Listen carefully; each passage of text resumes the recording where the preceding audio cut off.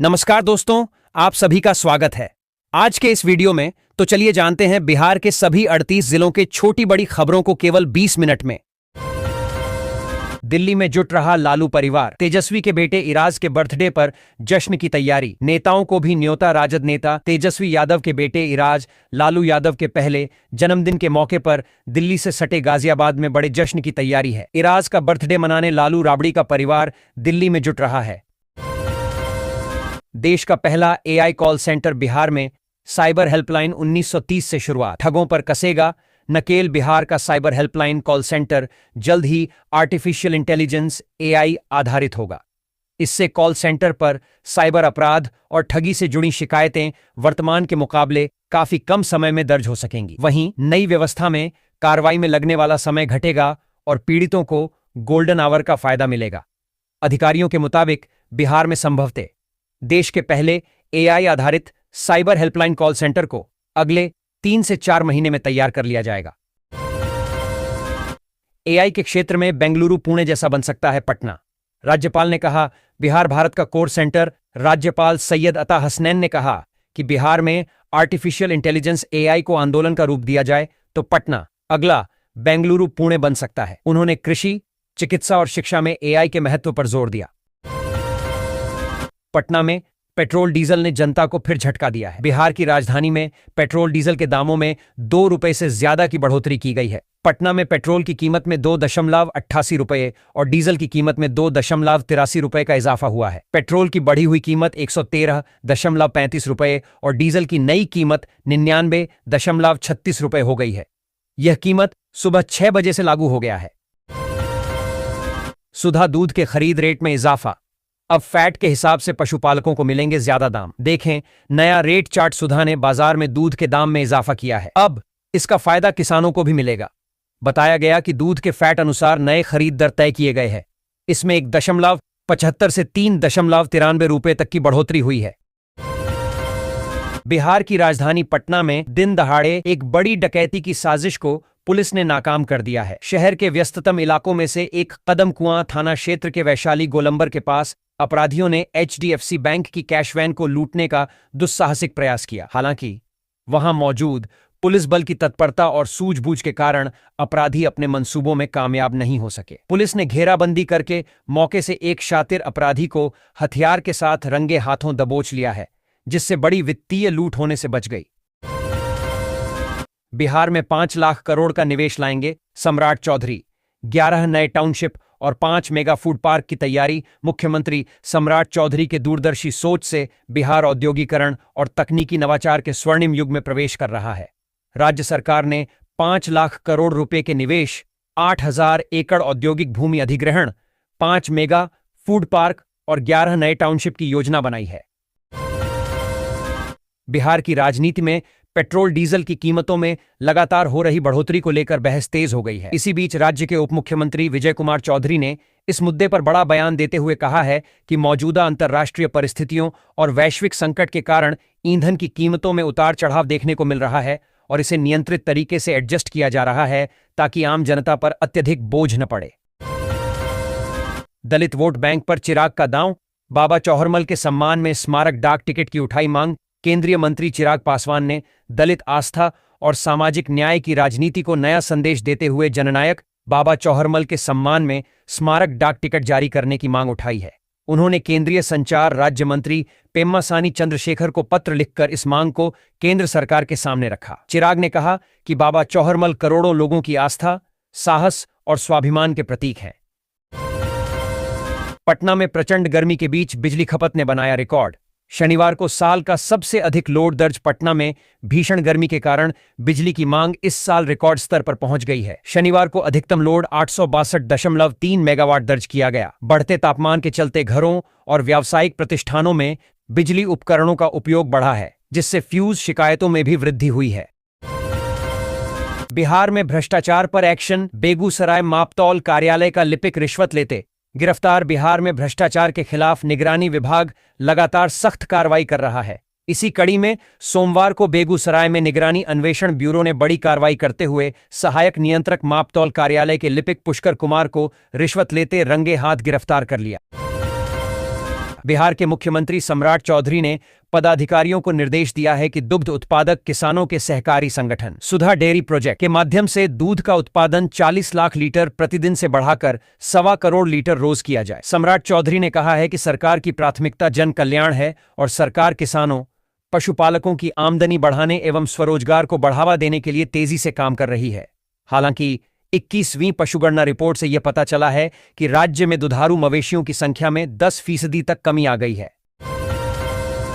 Bhojpuri actress Akshara Singh ने दे डाली चेतावनी, बोली, हमरा पर इल्जाम मत लगाइएगा। भोजपुरी सुपरस्टार अक्षरा सिंह और बॉलीवुड अभिनेता अक्षय कुमार का नया गाना घिस घिस घिस रिलीज होते ही सोशल मीडिया पर छा गया है। यह गाना film welcome to the jungle का हिस्सा है, जिसमें दोनों देसी अंदाज में ठुमके लगाते नजर आ रहे हैं। पटना के रूपसपुर में स्थित होटल हाइडेन में एक छात्रा के साथ हुई शर्मनाक वारदात ने सबको चकित कर दिया है। इस घटना के बाद से बिहार की राजधानी में लड़कियों की सुरक्षा पर सवाल खड़े हो गए हैं। साथ ही साथ इस घटना को लेकर सियासत भी तेज है।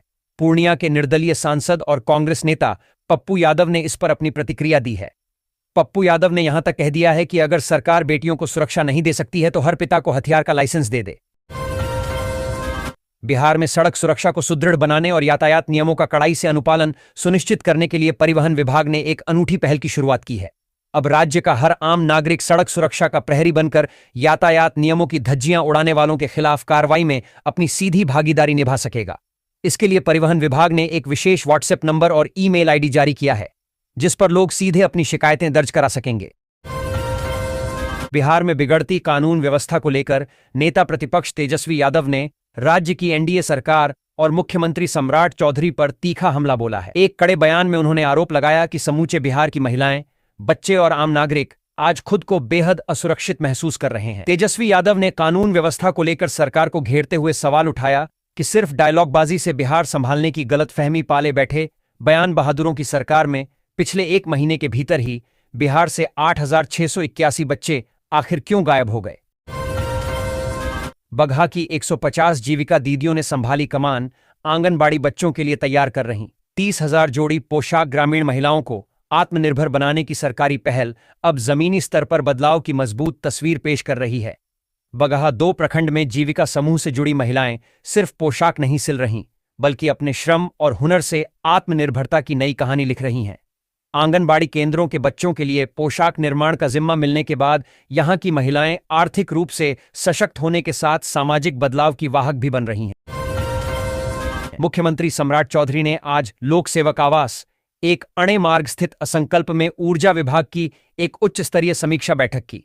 बैठक के दौरान ऊर्जा विभाग के सचिव अजय यादव ने प्रस्तुतिकरण प्रेजेंटेशन के माध्यम से विभाग के कार्यों की वर्तमान स्थिति की जानकारी दी।